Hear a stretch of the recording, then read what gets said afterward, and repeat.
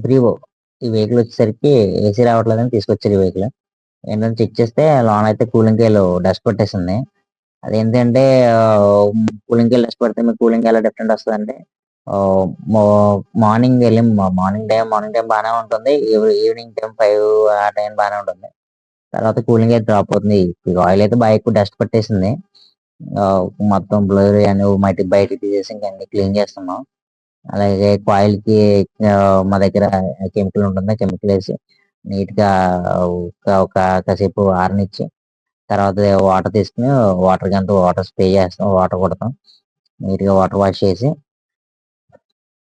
ఆ కెమికల్ దీనికున్న మనం స్ప్రే చేసిన కెమికల్ దీనికి మళ్ళీ పట్టకుండా లేకుండా నీట్‌గా బాగా వాటర్ ఎక్కువ కొట్టి ఆ కెమికల్ అంతా పోయాక కాసేపు కాయిల్ అయితే డ్రై అవ్వనిస్తాం. డ్రై అవ్వనిచ్చి మళ్ళీ ఫిట్ చేసాం. అలాగే మీ వెహికల్‌కి ఏదన్నా గనక ఇలా కూలింగ్ ఇష్యూ ఏదైనా ఉంటే గనక స్క్రీన్ పైన నంబర్ ఇస్తాను. నన్నైతే కాంటాక్ట్ చేయండి. కాంటాక్ట్ చేస్తే నా వాట్సాప్ నంబరు మీకు స్క్రీన్ పైన ఇస్తున్నాను నేను. వాట్సాప్‌లో మెసేజ్ చేసినా పర్లేదు, లేదా కాల్ చేసినా పర్లేదు. ఒకసారి మీ వెహికల్‌కి ఏమైనా కంప్లెయింట్ ఉంటే గనుక నాకైతే కాల్ చేయండి.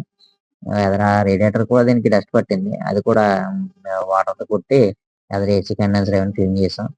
లోనైతే కూలింగ్ అయితే బాగుంది. టెంపరేచర్ వచ్చేసరికి 7.7 వచ్చింది టెంపరేచర్ దీనికి. ఏసీ అయితే చాలా బా వస్తుంది ఈ వెహికల్‌కి. మీ వెహికల్ ఏమైనా కంప్లెయింట్ ఉంటే గనుక నాకైతే కాల్ చేయండి.